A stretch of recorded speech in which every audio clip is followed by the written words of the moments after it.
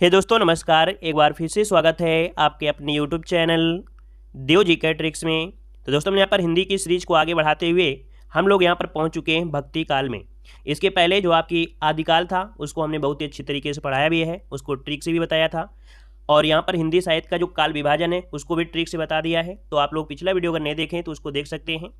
आज हम लोग पढ़ने वाले हैं भक्ति काल। अगर आप नए हैं तो चैनल को सब्सक्राइब भी कर लीजिए। प्लेलिस्ट के माध्यम से अदर वीडियो जो आपके हैं उनको भी आप लोग देख सकते हैं। यहाँ पर देखो दिया गया भक्ति काल, और भक्ति काल का अगर समय सीमा पूछे तो रामचंद्र शुक्ल के अनुसार 1375 से 1700 विक्रमी संवत ये समय है।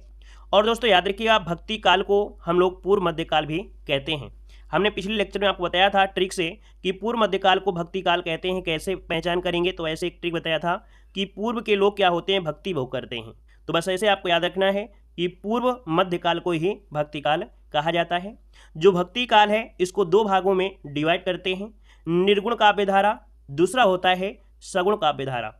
अब यहाँ पर देख सकते हैं कि निर्गुण काव्य धारा को भी दो भागों में यहाँ पर बांटा गया है।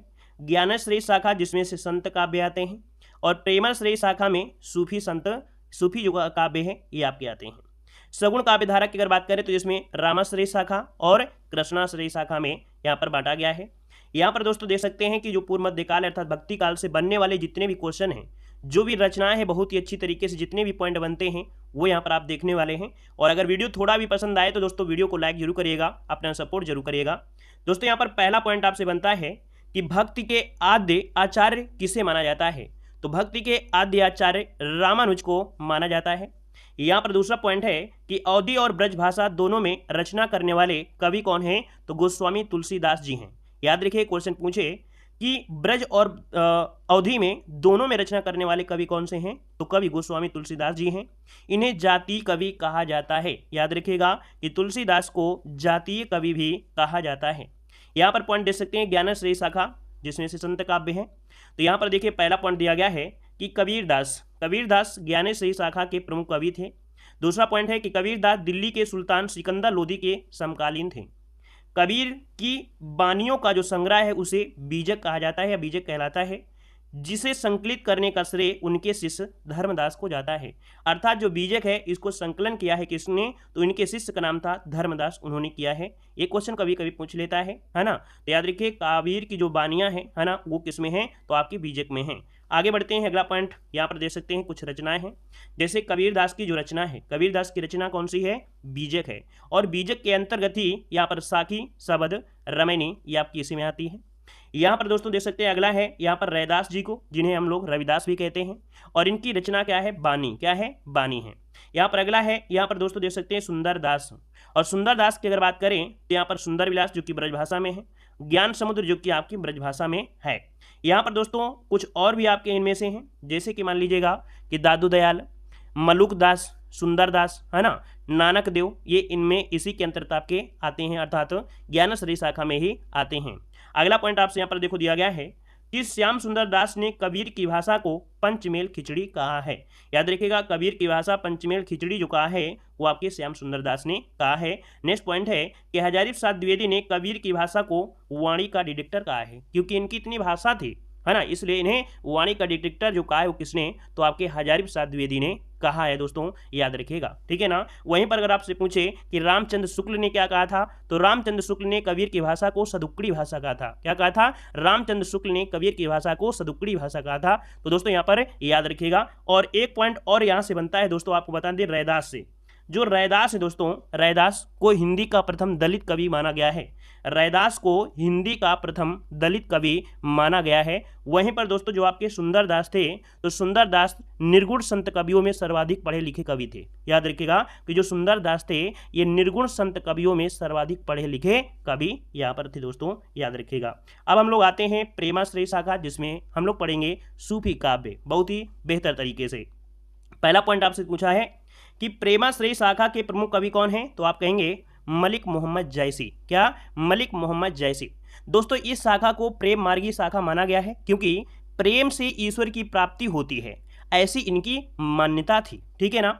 यहाँ पर दोस्तों देख सकते हैं कि भक्ति काल की जो सूफी काव्य से ही क्या है, परमात्मा को स्त्री और आत्मा को पुरुष के रूप में चिन्हित किया गया। किसमें, भक्ति काल के सूफी काव्य धारा में ही परमात्मा को स्त्री और आत्मा को पुरुष का रूप चिन्हित किया गया है, ठीक है ना।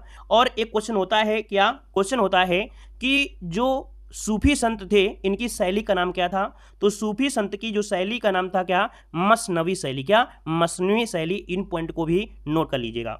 अब यहाँ पर दोस्तों देखा गया है क्या है, प्रेमश्री शाखा के प्रमुख कवि और उनकी रचनाएं। दोस्तों यहाँ पर देख सकते हैं कवि है और दूसरी तरफ क्या है, रचनाएं दिया गया है। यहाँ पर देख सकते हैं मलिक मोहम्मद जैसी। दोस्तों मलिक मोहम्मद जैसी की काफ़ी रचनाएं जो है बहुत एग्जाम में पूछी जाती हैं।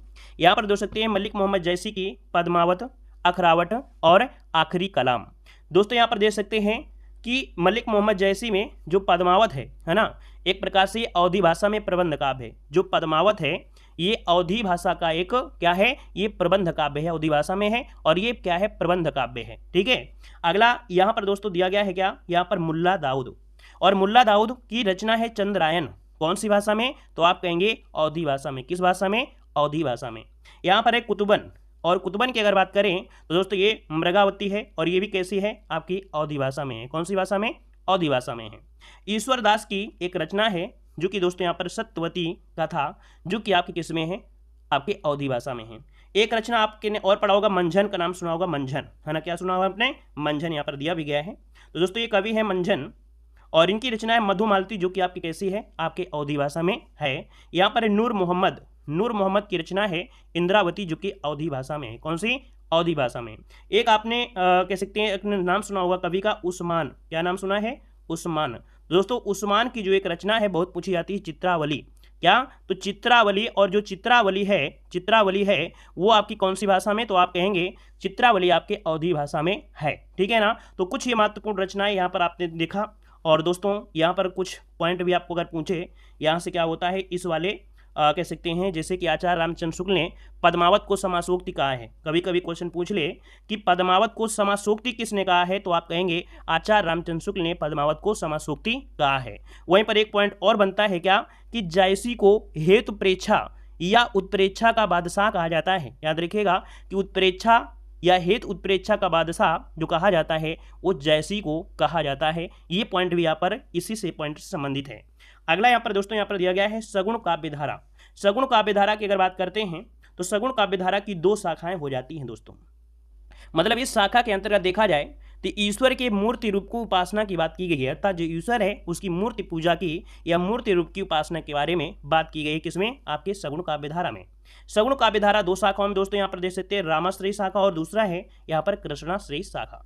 मतलब यहाँ पर दोस्तों जो आपका दिया गया है रामाश्रयी, रामाश्रयी मतलब होता है कि इस शाखा के कवि मर्यादा पुरुषोत्तम राम को अपना आराध्य मानकर रचनाएं करते थे। वहीं पर दोस्तों देखा कृष्ण वाले में तो कृष्ण भगवान के बारे में बात हो जाएगा, है ना। तो दोस्तों यहाँ पर देखिए आपसे दिया गया है कि राम भक्ति के प्रतिनिधि कवि कौन थे, तुलसीदास थे। क्वेश्चन पूछे कि राम भक्ति धारा के प्रतिनिधि कवि कौन थे, तो आप कहेंगे तुलसीदास थे, याद रखिएगा। यहाँ पर दोस्तों दिखा गया है कि रामाश्रयी शाखा के प्रमुख कवि और उनकी रचनाएं। यहाँ पर देख सकते हैं कि जो प्रमुख कवि और यहाँ पर रचनाएं, है ना, सगुण काव्यधारा में जो महत्वपूर्ण देखा जाए तो रचनाओं में आपकी तुलसीदास का स्थान सर्वमान्य होता है। बहुत को रचनाएं इनसे पूछी जाती हैं। तो दोस्तों यहाँ पर देख सकते हैं तुलसीदास की रचना में सबसे पहली रचना आती है रामचरितमानस, जो कि पूछा जाता है कौन सी भाषा में, तो आप कहेंगे अवधी भाषा में, ठीक है। विनय पत्रिका पूछे तो आप कहेंगे ब्रज भाषा में। कवितावली पूछे तो आप कहेंगे ब्रज भाषा में। यहाँ पर गीतावली पूछे तो गीतावली किसमें, मुक्त काव्य में। किसमें, मुक्तक काव्य में।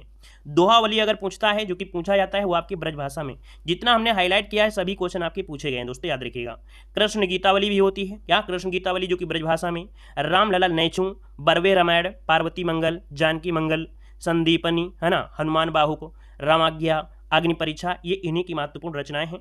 अगले यहाँ पर देखिए वाल्मीकि, और वाल्मीकि ने दोस्तों याद रखिएगा वाल्मीकि ने रामायण रचित किया है और ये दोस्तों कौन सी भाषा में है, तो आप कहेंगे संस्कृत भाषा में। क्या है, तो आपके संस्कृत भाषा में है, याद रखिएगा।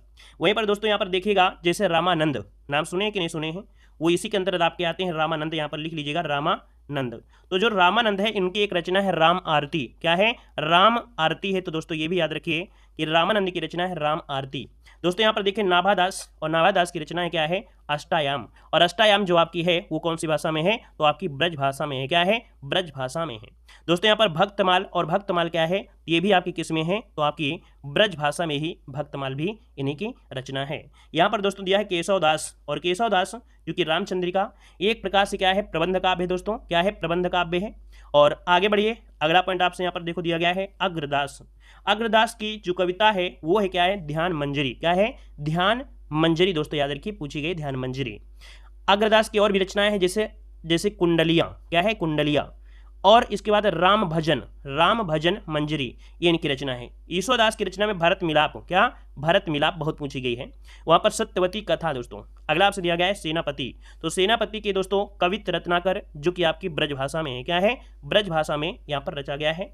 दोस्तों यहाँ पर कुछ इस सगुण काव्य धारा से संबंधित कुछ पॉइंट बनते हैं।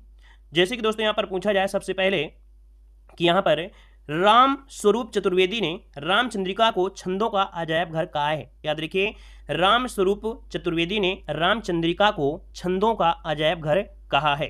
दूसरा पॉइंट आपसे बनता है कि केशवदास को अलंकारों का बादशाह कहा जाता है। याद रखिए, केशवदास को अलंकारों का बादशाह कहते हैं। और यहाँ पर दोस्तों अगला आपसे दिया गया है कि राम कथा से संबंधित प्रथम प्राप्त ग्रंथ जो है वो वाल्मीकि रामायण है ना। क्या है, वाल्मीकि रामायण है। और अगला पॉइंट आपसे यहाँ पर दिया गया है अयोध्या कांड को हृदय कांड भी कहा जाता है। याद रखिए कि अयोध्या कांड को हृदय कांड भी कहा जाता है। आपने पढ़ा होगा कि रामचरितमानस में कुल कितने कांड हैं, तो आप कहेंगे 7 कांड हैं। और याद रखिएगा कि रामचरितमानस को तैयार होने में, मतलब इसका निर्माण करने में 2 वर्ष 7 माह 26 दिन का समय लगा था। दोस्तों याद रखिए इन 7 कांडों में, जिसमें से सबसे पहले बालकांड आता है, जो कि सबसे बड़ा कांड है बालकांड, फिर अयोध्या कांड, फिर अरण्य कांड, किष्किंधा कांड, सुंदर कांड, लंका कांड, उत्तर कांड। ठीक है ना। तो जिसमें से अयोध्या कांड को क्या कहते हैं, हृदय कांड कहा जाता है। और किष्किंधा कांड की रचना जो हुई थी वो दोस्तों कहाँ हुई थी, तो आपकी काशी में है। कहाँ पर, काशी में हुई थी। तो यहाँ से संबंधित ये पॉइंट आपके बनते हैं। अब आते हैं कृष्णाश्रयी शाखा से। पूरा ज्ञान मिलेगा दोस्तों। वीडियो को लाइक करिए, जितने लोग हैं वो नोट्स बनाइए अपनी। यहाँ पर देखो दिया गया है क्या, यहाँ पर एक कृष्णाश्रयी शाखा। दोस्तों कृष्णाश्रयी शाखा का मतलब ये हुआ कि इस शाखा के जो कवि थे वो भगवान श्री कृष्ण की आराधना करते थे और उन्हें अपना आराध्य मानकर ही रचनाएं करते थे। दोस्तों इस शाखा के मुख्य प्रवर्तक कौन है, आपके वल्लभाचार्य जी हैं। कौन, वल्लभाचार्य। दोस्तों कृष्ण भक्ति शाखा या कृष्ण भक्ति धारा के प्रतिनिधि कवि सूरदास जी थे। ठीक है, याद रखिएगा, मुख्य प्रवर्तक अगर लगा देते तो वल्लभाचार्य लगाना है, और कृष्ण भक्ति धारा के प्रतिनिधि अगर पूछे तो आपको सूरदास जी लगाना है। याद रखिएगा। अब यहाँ पर दोस्तों देखा गया है कि कुछ रचनाएं इनकी भी हैं। यहाँ पर कृष्णाश्रयी शाखा के जो प्रमुख कवि हैं उनकी रचना है, जिससे आपके आते हैं सबसे पहले सूरदास। दोस्तों सूरदास की रचना में सूर सागर रचना बहुत पूछी गई है, और ये कौन सी भाषा में है, तो आपकी ब्रज भाषा में है। क्या है, ब्रज भाषा में। अपनी नोट्स जब बनाइए तो जो चीज़ें हम बताते जाते हैं इनको जरूर नोट करिएगा, क्योंकि अगर 100% आपको लेना है नंबर तो जो हम पॉइंट बताते जा रहे हैं तो उसको जरूर नोट करिएगा। जो लिखा है उसको तो नोट करना है, जो एक्स्ट्रा शब्द हम बताते हैं उसको भी नोट करिएगा, तभी 100% आपको पूरा ज्ञान होगा। बड़े से बड़े एग्जाम को निकाल सकते हैं।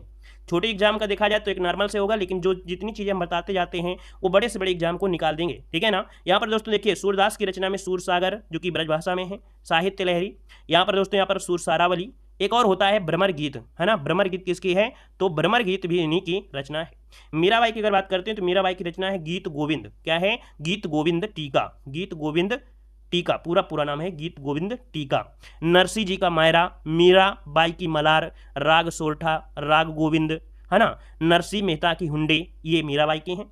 रसखान की अगर बात करें तो रसखान की प्रेम वाटिका बहुत पूछी गई है। वैसे रसखान की प्रेम वाटिका के साथ साथ सुजान रसखान और दान लीला। यहाँ पर दोस्तों नरोत्तम दास, और नरोत्तम दास की है आपका क्या, सुदामा चरित। और ये कौन सी भाषा में है, तो आप बताइएगा ब्रज भाषा में है। क्या है, ब्रज भाषा में है। याद रखिएगा ब्रज भाषा में है। ठीक है। यहाँ पर अगला है वल्लभाचार्य। दोस्तों वल्लभाचार्य की अगर बात करें तो तत्वदीप निबंध। क्या है, तत्वदीप निबंध हो जाएगा। यहाँ पर अगला दिया गया नंददास। नंददास की अगर बात करें तो दोस्तों रसमंजरी पूछी गई आपकी है। रसमंजरी, रूपमंजरी, भंवर गीत। देखो यहाँ पर भंवर गीत है, वहां पर हमने आपको बताया था किसमें, सूरदास में भ्रमर गीत, इसमें भंवर गीत है। दोनों में अंतर आपका है, याद रखिएगा। भंवर गीत पूछे नंददास और भ्रमर गीत पूछे तो आपको सूरदास बताना है। ठीक है ना। यहाँ पर सुदामा चरित। क्या है, सुदामा चरित। ठीक है ना, ये इन्हीं की है। और रास पंचाध्यायी किसकी है, तो आपके नंददास। अब यहाँ पर विशेष पॉइंट, जैसे कि आपने सगुण काव्य धारा में कुछ पॉइंट पढ़ा था, उसी प्रकार से यहाँ पर कृष्णाश्रयी शाखा में जो आपने राम में पढ़ा था, अब यहाँ पर कृष्णाश्रयी शाखा में कुछ पॉइंट आपको मिलते हैं कि साहित्य लहरी को हिंदी में काव्य शास्त्र की प्रथम पुस्तक माना जाता है। याद रखिएगा कि साहित्य लहरी को हिंदी में काव्य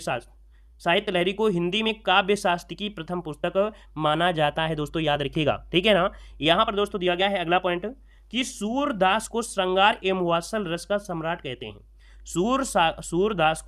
सूरदास को श्रृंगार एवं वात्सल रस का सम्राट कहा जाता है, याद रखिएगा। एक पॉइंट और होता है, सूरसागर को कृष्ण भक्ति काव्य का सबसे प्रसिद्ध काव्य कहते हैं। किसे? सूरसागर को। सूरसागर जो है सूरदास की है, सूरसागर है किसकी? सूरदास की है। तो जो सूरसागर है, तो सूरसागर को कृष्ण भक्ति काव्य का सबसे प्रसिद्ध काव्य कहते हैं दोस्तों, याद रखिएगा, है ना। यहाँ पर अगला है कि मीराबाई को हिंदी की आदि कवित्री एवं प्रथम कवित्री भी कहा जाता है। क्लियर है। सूरदास को श्रृंगार और वात्सल रस का भी सम्राट कहते हैं, ये हमने आपको बता ही दिया है। यहाँ पर मीराबाई के बारे में आपको बता दिया है। अब यहाँ पर दोस्तों देख सकते हैं नंददास को जड़िया कवि कहा जाता है। क्या? नंददास को जड़िया कवि कहा जाता है। इनके विषय में प्रसिद्धि यह है एक कि और कवि गड़िया नंददास जड़िया, ये इनके बारे में एक पंक्ति है, और कवि गड़िया नंददास जड़िया, ये इनकी एक पंक्ति है। अब दोस्तों यहाँ पर देख सकते हैं कि इसी के साथ जुड़ा हुआ है आपका अष्टछापकी कवि, जो कोई हर एक एग्जाम में क्वेश्चन पूछे जाते हैं। दोस्तों याद रखिएगा कि वल्लभाचार्य के पुत्र विट्ठलनाथ ने अपने पिता वल्लभाचार्य के 4 शिष्यों और अपने 4 शिष्यों को लेकर 1565 में अष्टछाप की रचना किया था। और इन अष्टछाप रचनाओं में दोस्तों देखिए वल्लभाचार्य के 4 शिष्य थे, वल्लभाचार्य के 4 शिष्य थे, सूरदास, कृष्णदास, कुम्भनदास और रामानंद दास। और जो उनके शिष्य थे विट्ठलनाथ के शिष्य, तो विट्ठलनाथ के शिष्य के शीत स्वामी, गोविंद स्वामी, नंददास और चतुर्बोध दास, तो ये इनके आपके थे दोस्तों, याद रहेगा। अब अगला पॉइंट आपसे यहाँ पर दिया गया है भक्ति काल के प्रमुख संप्रदाय उनके प्रवर्तक। दोस्तों यहाँ से भी क्वेश्चन बनते हैं, जीके में बनेंगे और हिंदी में बनेंगे। दोस्तों यहाँ पर देखो दिया गया संप्रदाय और दर्शन, दूसरी तरफ है संस्थापक और प्रवर्तक। अद्वैतवाद के जो संस्थापक हैं वो है आपके शंकराचार्य। क्या है? शंकराचार्य, अद्वैतवाद के शंकराचार्य। यहाँ पर विशिष्ट है कौन? राम है, तो विशिष्ट द्वैतावाद, विशिष्ट द्वैतावाद की कौन है? यहाँ पर विशिष्ट द्वैतावाद यहाँ पर करेंगे तो आपके रामानुजाचार्य। यहाँ पर द्वैतवाद, अगर द्वैतवाद पूछता है तो आप कहेंगे माधवाचार्य। क्या बोलेंगे? माधवाचार्य। द्वैतवाद की अगर बात करें तो निम्बकाचार्य। दोस्तों द्वैतवाद मतलब देते जाओ, क्या? नींबू का अचार, देते जाओ खाते जाओ। तो दोस्तों यहाँ पर द्वैतवाद निम्बकाचार्य। शुद्ध द्वैतावाद, जो शुद्ध होगा वो बलि होगा, तो अर्थात शुद्ध खाने वाले के बल आता है, तो याद रखिएगा शुद्ध द्वैतावाद वल्लभाचार्य। अगला है मीमांसा दर्शन। मीमांसा दर्शन के जो प्रवर्तक है वो आपके जैमिनी हैं। यहाँ पर सांख्य दर्शन के कौन है? आपके कपिल हैं। न्याय दर्शन के कौन है? आपके न्याय दर्शन के कौन है? तो यहाँ पर याद रखिए गौतम हो जाएंगे। न्याय दर्शन के कौन है? तो आपके गौतम हो जाएंगे। यहाँ पर योग दर्शन के कौन है? आपके पतंजलि हो जाएंगे, यहाँ पर दिया है श्री संप्रदाय, और श्री संप्रदाय के जो प्रवर्तक है वो आपके कौन है? रामानुजाचार्य। क्या हो जाएगा? रामानुजाचार्य। दोस्तों यहाँ पर होता है दादू पंथ। क्या? दादू पंथ संप्रदाय के प्रवर्तक कौन है? तो आप कहेंगे दादू दयाल। क्या कहेंगे? दादू दयाल कहेंगे, ठीक है ना। और ये उदासी संप्रदाय के हैं श्रीचंद हो जाएंगे, ठीक है। और यहाँ पर अगला पॉइंट दिया गया है, वैसे सब कुछ हो गया है लेकिन फिर भी यहाँ पर दोस्तों जैसे तुलसीदास की रचनाएं हैं जो भी हमने आपको बताया है, इसका स्क्रीनशॉट ले सकते हैं। रामचरितमानस 7 कांड में है, उदी भाषा में है। वैराग्य संदीपनी ब्रजभाषा में, रामाज्ञा प्रश्न दोहावली रामायण अवधि में, यहाँ पर रामलला जो अवधि में है। तो दोस्तों इसका क्या है, जो आप लोग अच्छी तरीके से तैयारी कर रहे हैं बहुत हाई लेवल में, तो ये हर एक रचना यहाँ पर दी गई है, तो इसका स्क्रीनशॉट लीजिए और अपनी कॉपी में इसको नोट भी करिएगा, जो कि अभी हमने आपको बता भी दिया है कि कौन सी भाषा में है, किस में नहीं है, ये चीज़ आपको बताई गई है। दूसरा यहाँ पर जयसी की प्रमुख रचनाएं में, जयसी की जो रचनाएं हैं वो आपकी पद्मावत, अखरावट, आखिरी कलाम, चित्ररेखा और आपका कहरनामा। दोस्तों कबीरदास की रचना है साखी शब्द रामायणी। गुरु नानक की प्रमुख रचनाओं में दोस्तों यहाँ पर देख सकते हैं कि रहीदास, है ना, वहीं पर आपकी दूसरी क्या है, आस दीवार या आशा दीवार, सोहिला, और चौथी कौन सी है, नसीहत नामा। नसीहत नामा किसकी है, इन्हीं की रचना है। जपुजी किसकी है, तो आपके गुरु नानक की ही प्रमुख रचना है। मीराबाई की रचनाओं में दोस्तों यहाँ पर देखिए गीत गोविंद टीका, राग गोविंद, नरसिंह जी का मैरा, मलार राग और राग सोठा मीराबाई की है। रसखान की रचना सुजान रसखान, दान लीला, प्रेम वाटिका, अष्टायाम। रहीम की प्रमुख रचनाओं में दोस्तों गीत दोहावली और सतसई, है ना, दोहावली या सतसई, मदनाष्टक जो कि खड़ी बोली में है, बरवै नायिका भेद, खेल कौतुकम या खेत कौतुकम, श्रृंगार सोल्ठा, नगर शोभा, ये रहीम जी की हैं। नरोत्तम दास की क्या है, तो सुदामा चरित्र, है ना, द्रुत चरित्र और विचार माला। नवादास की बताया था भक्तमाल जो कि प्रमुख रचना है। इनकी एक रचना अष्टायाम है जो कि शीर्षक से ब्रजभाषा व अवधि दोनों में रचना की गई हैं। सूरदास जी की रचना सूरसागर, सूरसवली और साहित्य लहरी।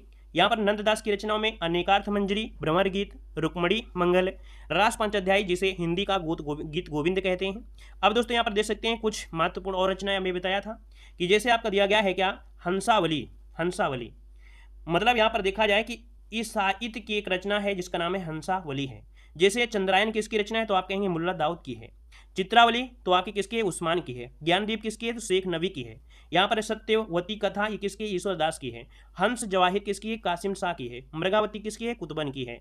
अनुराग बांसुरी तथा इंद्रावती किसकी है, नूर मोहम्मद की है। मधुमालती किसकी है तो आपकी मंझन की है। तो दोस्तों यहाँ पर देखिए ये क्या आपका हुआ। और अब हम लोग यहाँ पर जो आ चुके हैं वो आपके रीत काल में आ गए हैं। रीत काल का वर्गीकरण करेंगे, रीत काल से संबंधित जो भी कवि होंगे उनको पढ़ेंगे, लेकिन ये पढ़ेंगे आपके अगले टॉपिक में अर्थात अगले वीडियो में पढ़ेंगे। साथ में हमने आपको बताया जो भी हम आपको पढ़ा रहे हैं तो इसका अगर पीडीएफ आपको चाहिए तो पीडीएफ आप लोग हमारे ऐप से जुड़ सकते हैं। देव जीके ट्रिक हमारा ऐप है, देव जीके ट्रिक हमारा ऐप है, लिंक डिस्क्रिप्शन बॉक्स में है, या तो प्ले स्टोर में डाउनलोड करिएगा देव जीके ट्रिक और वहाँ से डाउनलोड करिएगा। वहाँ पर कुछ फ्री पीडीएफ भी हैं, कुछ वीडियो लेक्चर भी हैं, और साथ में यहाँ पर जो हम आपको हिंदी साहित्य पढ़ा रहे हैं जो हाईलाइट है टाइपिंग वाली आपकी है वो बेहतर तरीके की आपको वो पीडीएफ वहाँ मिलेगी, पूरी कंप्लीट आपकी होगी। और 700 प्लस ऑब्जेक्टिव क्वेश्चन भी होंगे जो कि मात्र आपकी 49 रुपये में वो पीडीएफ आपकी है। तो आप लोग उसे परचेज कर सकते हैं, बेहतर तरीके से नोट्स भी बना सकते हैं, उसे निकाल कर उसका प्रिंट निकलवा सकते हैं, है ना। तो उसको आपको क्या होगा कि जो हम वीडियो पढ़ा रहे हैं, हाँ वीडियो में जो हम पढ़ा रहे हैं तो उसमें कुछ एक्स्ट्रा बोल रहे हैं, जो चीज़ हम लिखने के लिए बोलते हैं कि एक्स्ट्रा लिख लीजिएगा, है ना।